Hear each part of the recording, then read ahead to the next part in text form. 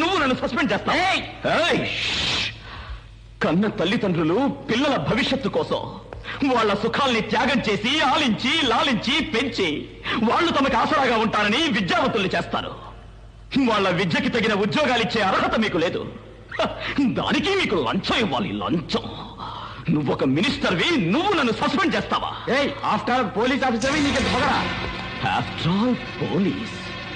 మీ వెనక ముందు 4-5 జీపుల్లో తమ ప్రాణాన్ని లెక్క చేయకుండా ఆయుధాలు పట్టుకుని ఆఫ్టర్ ఆల్ ఈ పోలీస్ మీ సెక్యూరిటీ కావాలి.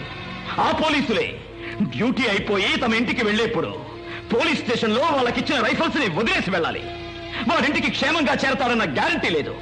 కానీ దేశ సేవే దేవుడి సేవ అనుకుని మీలాంటి వాళ్ళకి రక్షణ కల్పించాలి.